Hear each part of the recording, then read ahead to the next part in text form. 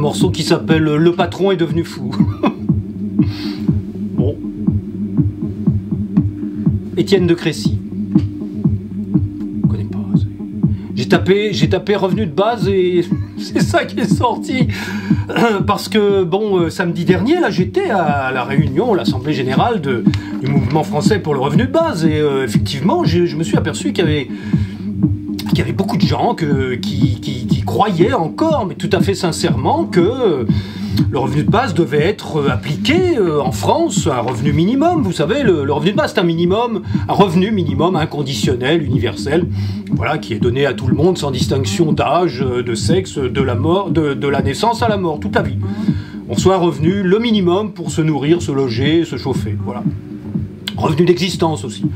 Bon, alors je me suis aperçu qu'il y avait beaucoup de gens qui croyaient encore très sincèrement que pour financer un tel projet, il fallait aller prendre l'argent là où il est. Alors qu'est-ce que ça veut dire prendre l'argent là où il est? Voilà, c'est une phrase qu'on entend beaucoup.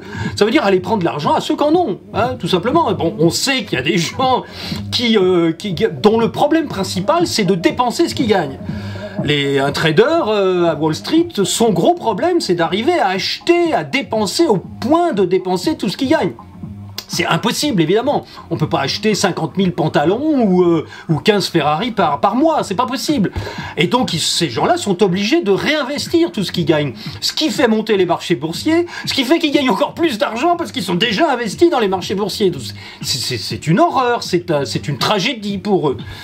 Donc voilà, le problème, dit-on, dans l'âme et dans l'esprit de la plupart des gens qui sont en colère parce qu'il y a des inégalités, parce qu'il y a des gens qui gagnent 1000 fois plus que d'autres, parce qu'il y a des gens qui travaillent comme des fous et qui gagnent pas un centime, parce qu'il y a des gens d'autres qui ont tellement de capitaux, tellement de biens réels que c'est même pas la peine qu'ils touchent à quoi que ce soit. Ça fait des petits tout seuls. C'est le but de l'argent avec le taux d'intérêt, c'est qu'ils fassent des petits tout seuls. Parce que le rêve de tout le monde, c'est ça, c'est de faire autre chose que de s'emmerder à gagner de l'argent et à travailler. Bon, donc, tout à fait légitimement, on est en colère contre ça, on est en colère contre cette injustice.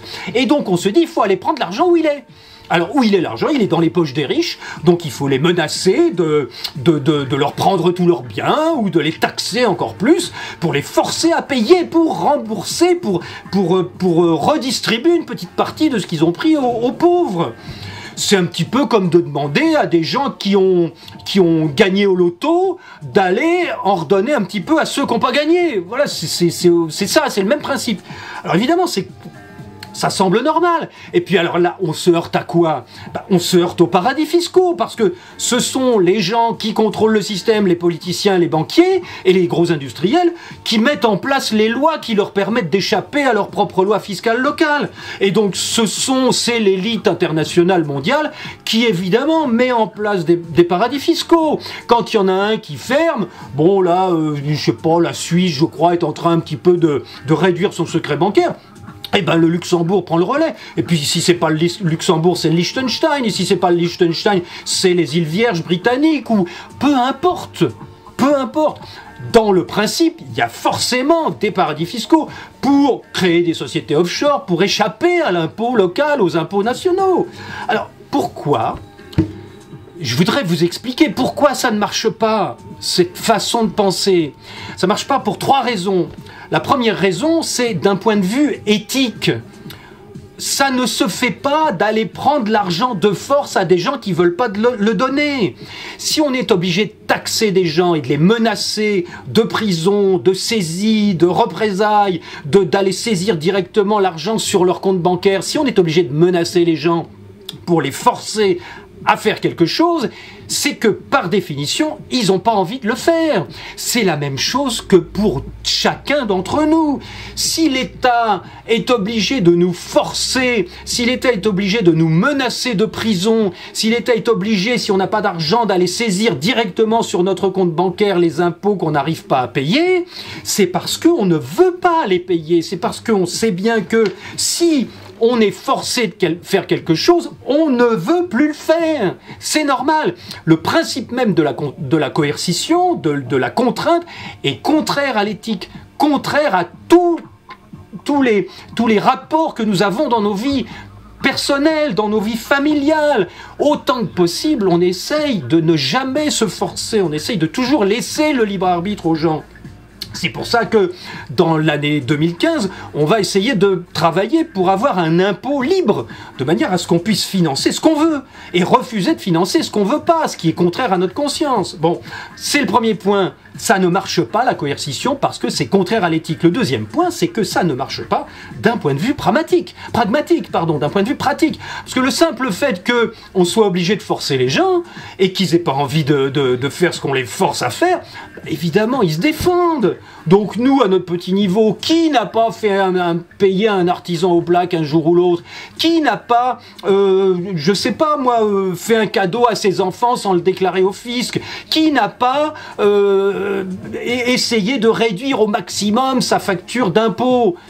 Tout le monde fait ça. Alors, on ne peut pas le faire à l'échelle quotidienne de chacun et reprocher aux riches de faire la même chose. Sauf que la différence, c'est que nous, on n'a pas les moyens de le faire et donc on se fait taxer de toute façon, alors que les riches, ils ont les moyens de le faire. Dès que tu gagnes un petit peu plus que la moyenne, tu as les moyens de payer un avocat fiscaliste ou un conseiller fiscal pour te faire de l'optimisation fiscale. Évidemment, c'est pour un avocat fiscaliste ou un conseiller juridique international, c'est des mecs qui font ça en dormant. Il n'y a pas de problème, vous avez trop de profits en France, et ben on va vous créer une société offshore. On va d'abord vous faire une SCI pour tous vos biens immobiliers. Après, on va vous créer une société offshore, je sais pas, dans un coin qui sonne bien, au Luxembourg par exemple. Et puis, on va transférer une partie de vos profits sur cette société-là. Et ce sera cette société-là qui n'est pas imposable au Luxembourg, qui gardera vos profits. Vous pourrez les dépenser en vous les prêtant vous-même pour acheter des biens immobiliers. Et puis voilà, c'est bouclé. Les mecs, ils font ça en dormant. Donc, comment lutter contre ça? Eh ben, on peut pas. D'un point de vue pragmatique, ça marche pas. Bon, et puis alors, évidemment, d'un point de vue logique, si on y réfléchit, les gars, on constate qu'il y a des inégalités qui grandissent. On constate que ça nous énerve, qu'on est en colère, que ça nous plaît pas, qu'on voudrait aller piquer le pognon là où il est et le redonner à ceux qui en ont besoin. Mais c'est pas logique de se plaindre d'un état de fait qui crée des inégalités et d'aller se battre contre des conséquences de ces inégalités, contre le fait qu'il y a des mecs plus riches que d'autres. Il faudrait peut-être déjà se poser la question de savoir pourquoi il y a des mecs qui sont plus riches que d'autres.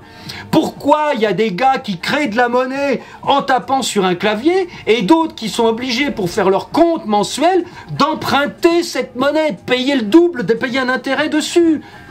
Pourquoi est-ce qu'un secteur bancaire tout puissant a les moyens de taper des chiffres sur un clavier pour endetter des pays tout entiers pendant des centaines d'années et d'obliger les gens à bosser pour payer la dîme, pour payer l'intérêt sur la monnaie? De l'intérêt sur quelque chose qui n'existe pas, sur des chiffres d'une comptabilité mutuelle qui n'ont aucune valeur, aucune réalité physique. Ça, c'est la source des inégalités. Et ça, il faut se poser la question, les gars. Il faut se dire, non, attaquons-nous à la racine des inégalités. Et là, quand on comprend la racine des inégalités, on se dit, mais arrêtons de penser à demander à l'État de faire de la redistribution. C'est l'État le percepteur. C'est l'État qui travaille pour le secteur bancaire pour nous faire payer les intérêts sur la monnaie, le service de la dette. C'est l'État qui nous menace de prison pour rembourser ça. Comment voulez-vous demander à l'État qui résolve ce problème-là? Voyons, faut réfléchir par moment, bon sang. Et alors, en plus, là, depuis quelques semaines, on a plein, même des économistes qui, normalement, comprennent pas tout ça. Des économistes qui nous disent, on a Gaël Giraud qui nous dit, c'est pas normal que ce soit les banques qui créent la monnaie. Elles créent la monnaie à coup nul.